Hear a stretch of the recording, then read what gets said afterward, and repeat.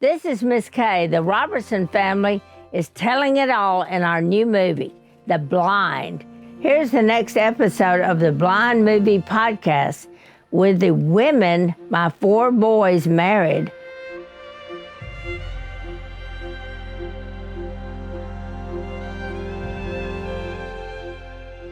Hey guys, my name is Jill Dasher. I'm married to Zach Dasher, who wrote the story of The Blind and produced The Blind. It has always been in his heart dream, I don't know how you say that, to tell this story of his mom, which you'll find out the role she plays if you watch the film, and his uncle Phil and Aunt Kay. And so I'm honored to have the privilege to have walked alongside this beautiful family for many, many years. And I'm sitting here today with the Duck Wives without the guys. So, no telling what is going to come out on today's podcast because they're not going to be interrupted by their men. So I'm here with Lisa and Missy and Korie and Jessica, and we are going to have a tell-all session, okay?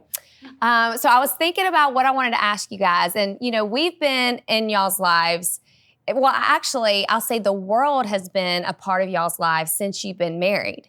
But they didn't see a peek into the dating years of y'all's lives. And so what I want to ask is, what was it like to date a Robertson man? Lisa, you started this whole thing. You started this whole thing off, so you go first. That's right. It was very intimidating. Especially whenever I would go to, their house or anything, because, I don't know, Phil was just Phil, And, but then he had I call them his snot-nosed little brothers, because that's what they were. They were, younger. Now, and you don't think that about Jap, baby Jap. It was, I don't know, it's what America sees. It's that family. That all-together family. And every time I went, I had an older brother and an older sister who were already left home. And so I got to see what a family interaction looked like, Mm-hmm. And then Granny and Paul lived there. And so it was just, one big happy family. And the food was great. And so I had So Al was just kind of a bonus. You loved the family. Al, Yeah. And he was so stinking good looking. It was just, oh my word. So,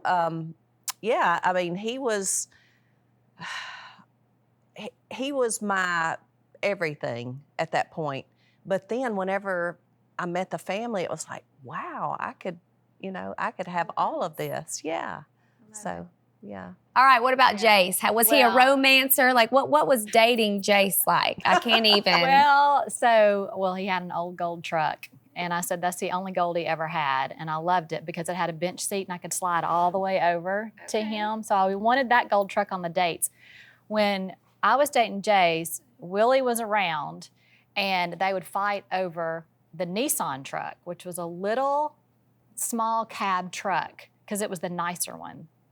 And so I knew who won the fight whenever Jace would pull up in the gold truck, which was my favorite because I could sit all the way towards him, but he wanted that little Nissan cab truck. And it's like, and when he would pull up in that, I knew Willie lost that one. And that Nissan truck there. That Nissan size. Originally? I think Si left that truck down there. I always say that they never sell cars. It just moves to somebody else until it eventually dies and they get rid of it. But and they move on it really just moves from family member to family Lisa, member. I was attracted to the whole family. Once I started dating Jace, and I remember the first time I drove out to their house during the daytime, and it was 30 minutes away from town. And I thought, this is forever. But seeing all of the nature and the trees, I thought, I didn't even know this was around here in West Monroe because I grew up in town, in the city. And so, but getting stuck out there in an ice storm or a flood was the best thing. Oh. Because everybody, it was like ants on a hill. Everybody seemed to gravitate towards that house because there was food, there was laughter, there was fellowship, there was good times, and there was nothing else because they had nothing else but each other and just a few places to sit and lay down. That was it.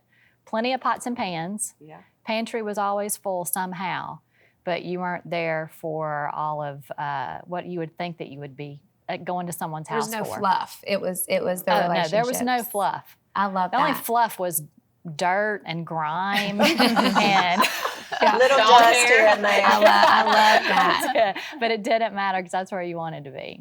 I was in 5th grade the first time I ever went down there. I had met Willie at summer camp the year before and thought he was so cute. I remember seeing him across the way, his dimples and everything. And he didn't have a beard yet. He was 3rd grade. But I thought he was so cute. In the 3rd grade. And I'll never forget, he asked me on the Moonlight Hike, and I was so excited. But then I didn't see him because, he lived in the country and I lived in the city, whatever, West Monroe, the city. But I went down there because they were having a fish fry, and that was something that they did. And they didn't have a lot of money at that time, but they always were so generous and so hospitable. And they would go catch a mess of fish and have a big fish fry and invite the church down. And I remember being so excited. And I walked in and I saw Phil for the first time. And he looks exactly like you would imagine. White T-shirt, camo pants, big black beard. It was black, not gray. Yeah. And I'll never forget walking up to him, my friend and I, and he said, "Have you met my boys, Willie, Jess, and Jason Silas?" And we're like, "Yes, sir." And he said, "They're going to make good husbands someday." And we were in 5th grade when he says this. He's like pitching his science to us. And he's like, "They're going to make good husbands." He said, "They're good fishermen. They're good hunters. They're going to be good providers." And I remember thinking, well, I just thought Willie was cute, but okay, that's a good, I could do that's with a that. good That's a criteria good- there. yeah. And I just remember just coming into that house and it just being like exactly like he explained, just warm and plenty of food and lots of laughter. And Willie did like weird things to impress me. He ate sardines and out of a can, and I thought that was so weird. And you do? Yeah. No, I thought that was so weird. I was like, who eats sardines out of a can? But all this just crazy stuff because they really just lived a really simple life, and there was an attraction to that. And then dating Willie whenever. My senior year, we started dating, and about 3 months before we decided we were getting married. It didn't take long. You knew. I love it. Just quick, when you know, you know. That's right. You know. That's right. Now, Jessica, it's funny because we actually met right when you and Jep started dating.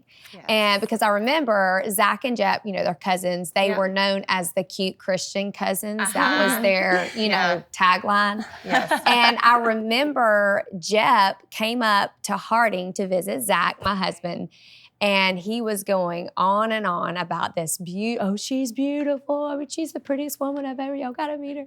And of course, he was talking about you. And so I got to peek into a little bit of y'all's dating relationship, but which was really short. Mine was way different than y'all. Share with the world what that was like. Yeah. Yeah. So when Jep and I met, we didn't date for very long, but we met, I guess it was 2001. We met in February, quickly knew how much he and all his friends loved Jesus. And I don't know if everybody else knows, but after one night of them sharing the gospel, I was like, I need to be baptized. They were like, well, let's keep studying. I was like, no, I need to be baptized now. And so they were like, okay. So we went to a local neighborhood in a pond. Later on, I don't know why I didn't think about snakes or gators or anything, and Jet baptized me. And at the time, we were just barely friends, I did not know he would soon become my husband, but that was in February. We met in February. March, he baptized me, and I started going to White Ferry Road and never left. And then we started dating in June. We got married in October. So it was really quick. I didn't really know him very well, but I just knew how much he loved Jesus. And I knew there was just this friendship and companionship and kindred spirit I had with him. And one thing that I love and I really think that drew me to Jep is the way he was with his mama, with Miss Kay.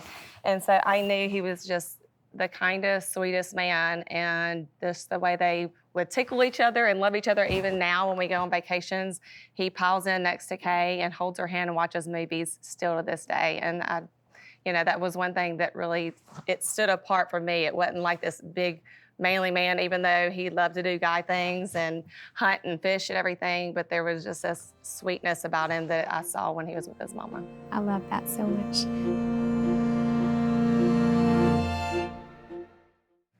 This is Miss Kay. And Uncle Si. Thanks for checking out the Blind Movie Podcast. When you see this movie, you'll know that redemption isn't out of reach for any of us. Only the blind on digital today. Visit theblindmovie.com.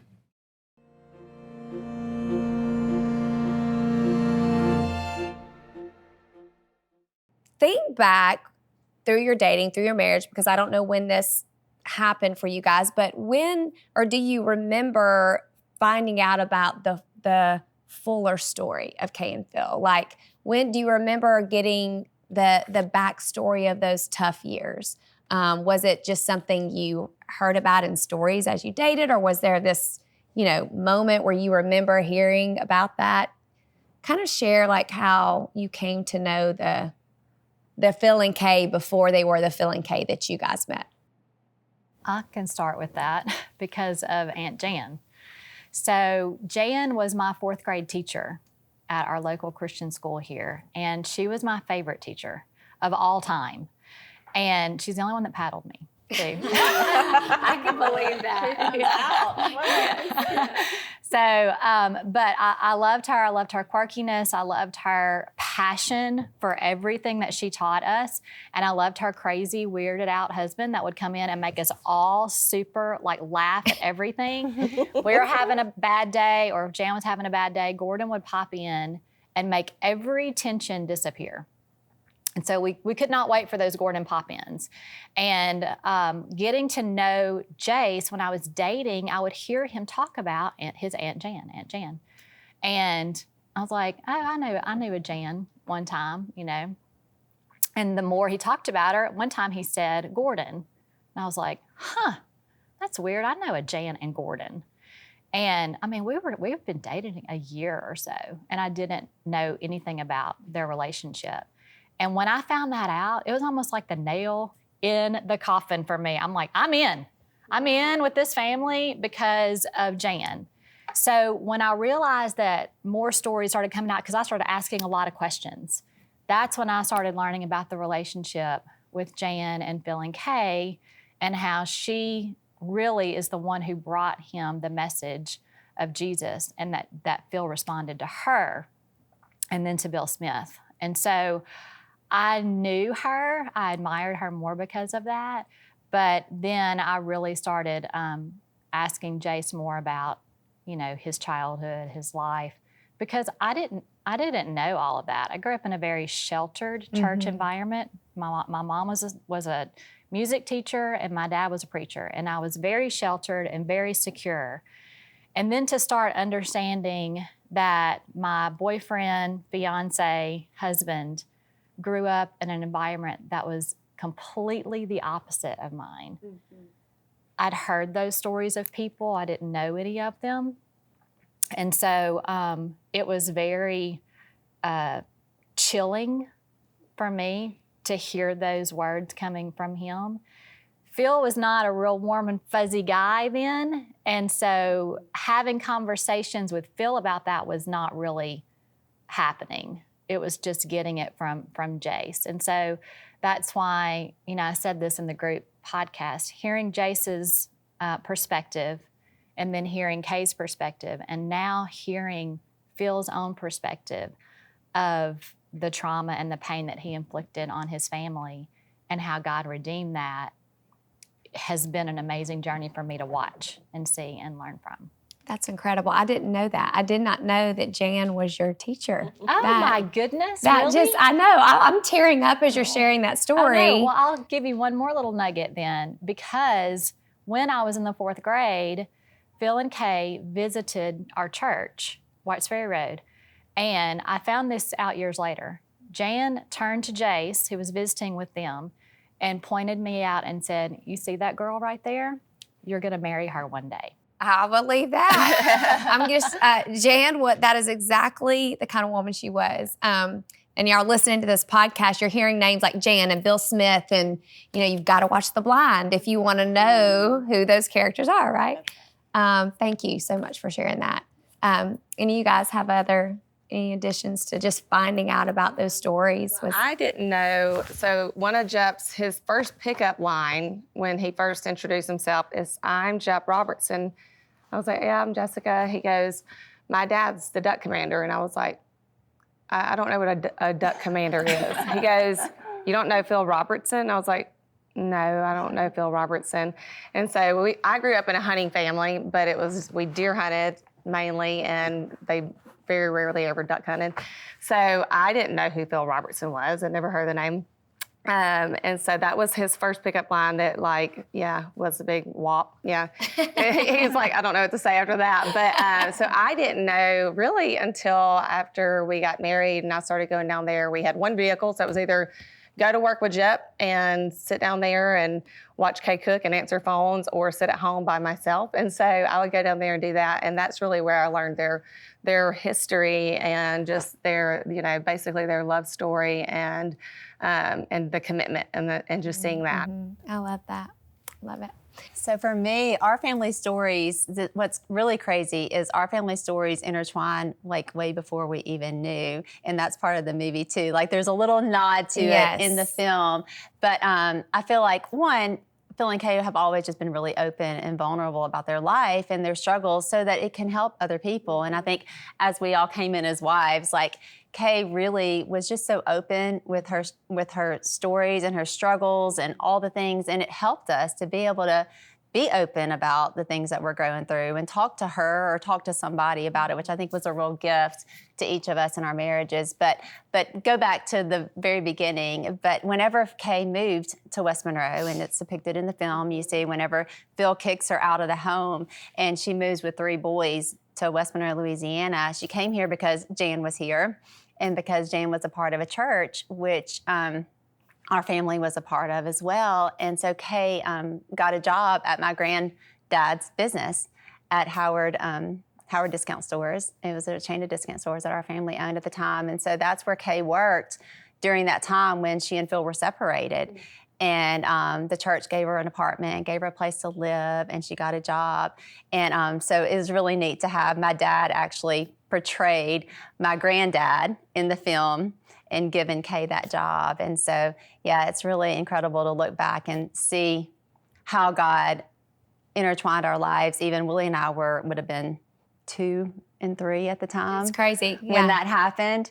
And he was weaving it together the whole time. Yeah. And all of you have mentioned in some way about the family being open and being willing to share their story. Because there's a lot of tough moments in their story. Yeah. And we depict a lot of those tough moments on The Blind, but not all of the tough moments. Right. If we were to have put all of the tough moments on this screen, we probably wouldn't be able to show it, It'd be rated R. Yeah, it would be very difficult. But the thing that hit me was that Phil and Kay said, you know what, take my roughest moments. Take my darkest moments and you put it on a screen for the world to see. They have done that time and time again, and your family has done that in opening up your world, allowing the world to come into your living rooms to see, not just the pretty parts, not just when everybody looks great, but to see the tough parts and the difficult moments. And I think that's the thing about the Robertson family that has changed my life. And I know it's changed the world's life, seeing people who really love Jesus, who don't claim to be perfect, and let you into the real stuff. And so I think that's what's going to make The Blind so impactful to the world. And I'm so thankful to Phil and Kay, but I'm so thankful to y'all. Like, you are the downline of their commitment to the Lord. And it could have stopped in any one of your families. You could have decided, no, I don't want to be that open. I don't want to give the world access. But you didn't. And we're all so incredibly thankful that you didn't.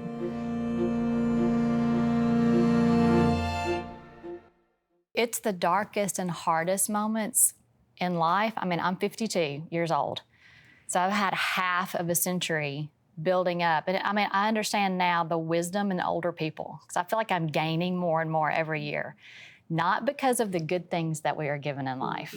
It is because of the hard times.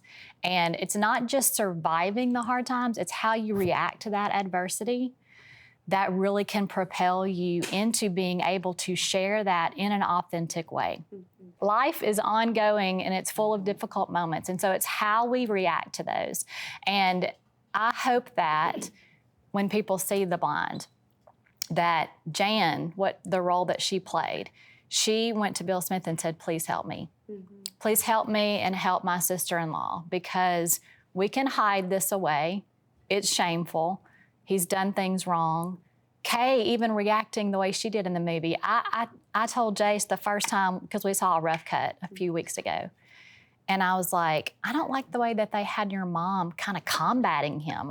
She didn't do that. Jay said, oh, yes, she did. She said they fought constantly. She was yelling at him. He said it was just constant chaos in our home. And so we might think that sweet little Miss Kay wouldn't do that, but she was like that too, and God changed her life as well. So it is about the authenticity. Without authenticity, how are we going to reach the world? Why will we even be able to share that we need Jesus? We all need him every day. Absolutely. And I think too that whenever your story, or you and your husband's story, whenever that intertwines with God's story, that's what God uses for other people. And if we're not out telling our story and telling how God redeemed us, then what was it for? You know, I truly believe that my ministry now, Al and I do a lot of marriage ministry, but then I also speak for a lot of pro-life events. And I believe that's why I am where I am, is because God said, Lisa, take this and tell other people what I have done for you in your life, what I've redeemed you from, what I brought you out of, and the darkness, and tell people about the light, because there's so many people that don't have hope. And so, you may go into something thinking this is going to be my ministry, but God says, nope, that's not your ministry. Here's a ministry I want to give you. One of the things I wanted to make sure we got on camera, Kay is not here with us right now, but I would love for you guys to take a minute thinking about The Blind, seeing it last night. What would you say to Kay? What would be your message to Kay? And you can take a minute, to Kay after watching The Blind. Thank you. That was my 2 words I was thinking too. Thank you for the commitment and, really showing Jesus, to your kids and filling the whole world just by loving him through the darkest and letting God work through her. And when it became not about her and became about how do we glorify our Lord and Savior, it became, when you take yourself out of the equation and stop looking at you and how hard something is when you can actually, be used by God in that way. And she showed us what real forgiveness looks like, because, she really truly forgave Phil and didn't hold it over his head. Now she loves to pick at him oh, you were mean. And it's she loves to say that kind of thing. But the way she lives her life and the way she loves him, she really truly showed us what that looks like. And had she not done that, it wouldn't have worked. They would not have stayed together. And like Willie mentioned earlier, he might have repented and turned his life around, but had she not forgiven, their family would not be together right now. And we would not all be sitting here right now. So that was such a key point. And also just her strength. I mean, strength in her weakness, in her lowest moment, in her lowest point, she still said, no, I've got boys to raise. I've got to stick around for them. And, she did the really hard things and made it through it and lived to tell about it. And now she can come back and say hey, you can do it too. You're going to have hard times. You're going to experience these hard things. You're going to have times when you're going to have to forgive something really hard. There's going to be times whenever you're going to have to be the one repenting, but you can make it through. And it was just such a beautiful example to us. And we just feel so grateful. I feel so grateful to be her daughter-in-law. I love the fact that, in the overall grand scheme of their story, yes, she forgave him and took him back. But I love the fact that the movie brought out that moment that we all know as family what she did when she said, oh, no, you're not coming back. Not until you change your life. She wanted him back really badly to help her with the boys, to have a relationship with him. She loved him. But she said, not until you change your life and give it to Christ. And so I'm so glad that the movie depicted that moment, because it wasn't just about, oh, good, he said he was sorry, he's coming home. There's so many abusive husbands, alcoholic husbands, terrible fathers that they keep letting him come back. The wife and the mother keep letting him come back without him truly changing his life. And without him giving his life to Christ, it would have been a totally different picture. More abuse, more alcohol, because all of that wears off. All of that immediate forgiveness, it's a honeymoon period from our ministry that we've been in forever. Dealing with abused women, dealing with all the kids, then being thrown out again, the cycle continues. Jesus is the only one that can break that cycle. And Kay knew that at the time, and that's when she said, no, I'm tired of, what was the line? I'm tired of apologies. And so that's when, Phil said, I got to do something different this time. So her strength. Thank you, not just for the forgiveness, but the tough love and the strength of saying, you need something even I can't give you, and that's Jesus. Yeah. I think mine would be thank you, but and all of that, ditto on all of that. But I think mine would be thank you for choosing life, because she was only 16 whenever she found out she was pregnant, and they were not married. And so, she could have taken the easy road and of course, people say it's easy. It's really not easy on your mental psyche, but she could have, not had Alan, and then I wouldn't have my mate, my soulmate. And so, thank you for choosing life whenever you knew it was going to be a really hard road. And then, all the others too of just saying yes to God, because, it's easy to sit back and say, well, I've been hurt here and I've been hurt here, and make excuses why you can't turn your life around and why you can't be an example and be the woman that you need to be, even in the midst of having a husband who is calling you names. He used to call her Miss Holy Roller and all that kind of stuff, once she said yes to Jesus. And so, she did it in the midst of all of the name calling and the being hateful, that kind of stuff. And so just thank you for being who you are, and not being afraid to choose a tough road. I love all of your answers, and they all attest to the fact that really and truly everything that Phil and Kay have done, are doing, your families are doing, is for Jesus. It's for the sole purpose that people might come to the knowledge that their life can be different, that they can be saved, they can be redeemed, they can be restored. And that really is the family ministry. And so I'm so thankful to all of you. I'm thankful to your being boots on the ground in the kingdom. I'm honored to get to walk through life with you, beautiful ladies. And so I'm excited to see the blind come out. I'm excited to see this see what God does with this and whose lives are changed. So thank you guys so much.